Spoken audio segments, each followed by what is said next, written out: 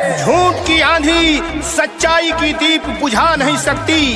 कोशिश कर ले आग पानी को जला नहीं सकती। जिसके साथ खड़ी है जनता जनार्दन की ताकत, उसे दुनिया की कोई ताकत हरा नहीं सकती, हरा नहीं सकती। जी हाँ मेरे भाइयों, साथियों, माताओं, बहनों, चाचा एवं चाचियों, आइए हम सब एकजुट होकर निजाम नगर पार्षद के वार्ड पार्षद अमरनाथ शाह जी को बनाते हैं और अपना एक एक कीमती वोट अलमारी छाप पर गिराते हैं। पूर्व उपाध्यक्ष शांति देवी जी का है फुल सपोर्ट। इस बार अलमारी छाप पर ही जा रहा है वोट। जात पात का भेद नहीं, मानवता धर्म हमारा है। जात पात का भेद नहीं, मानवता धर्म हमारा है। झूठा वादा कभी नहीं, न्याय हमारा नारा है। अमरनाथ शाह भैया जिंदाबाद, जिंदाबाद जिंदाबाद। निजाम नगर परिषद के जनता जिंदाबाद, जिंदाबाद जिंदाबाद। हमारा वार्ड पार्षद कैसा हो, अमरनाथ भैया जैसा हो। अमरनाथ शाह भैया जिंदाबाद, जिंदाबाद जिंदाबाद। एकजुट होके हम सब, एकजुट होके हम सब अलमारी छाप जितावे के विजयी बनावे के हो।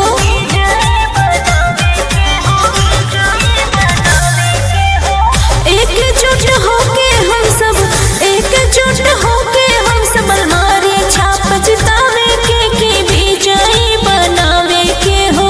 अमरनाथ शाह के जितावे के विजयी बनावे के हो। अमरनाथ शाह के जितावे के विजयी बनावे के हो।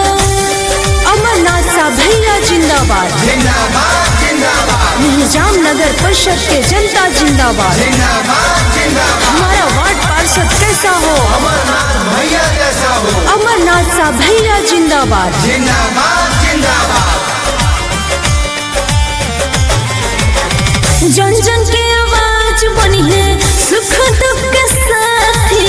अलमारी छाप को मोहर सबके हलाके।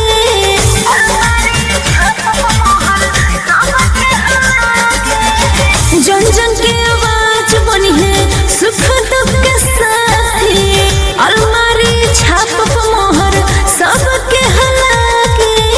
निजाम नगर परिषद, निजाम नगर परिषद वार्ड पार्षद बनावे के। अमरनाथ के जितावे के हो, विजयी बनावे के। अमरनाथ शाह के जितावे के हो, विजयी बनावे के। अमरनाथ के जितावे के हो, विजयी बनावे के। अमरनाथ शाह के जितावे के हो।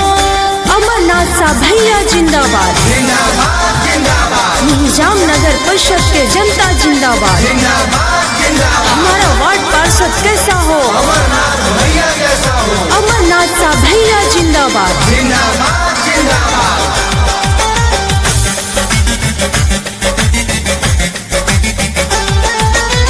वार्ड पार्षद बन के भैया करी है विकास हो।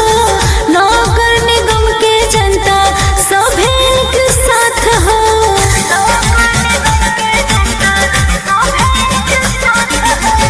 वार्ड पार्षद बन के भैया करी है विकास हो। नगर निगम के जनता सभी के साथ हो। गली गली सड़क बिजली, गली गली सड़क बिजली। सपना सच करावे के विजयी बनावे के हो। अमरनाथ के जितावे के विजयी बनावे के हो। अमरनाथ के जितावे के विजयी बनावे के हो। अमरनाथ के जितावे के विजयी बनावे के हो।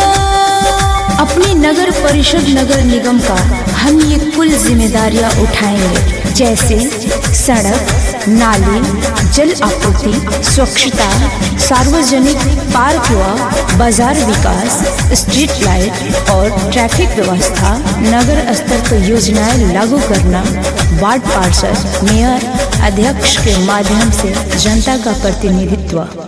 गीतों के राजा गानों के बादशाह चुनाव प्रचार स्पेशलिस्ट दीपक सिंह छपरहिया पूरे हिंदुस्तान में एक नाम बेहतर काम। सभी प्रकार के गीत लिखवाने एवं चुनाव प्रचार गाना बनवाने के लिए संपर्क करें। Mobile number 6203 40 80 47।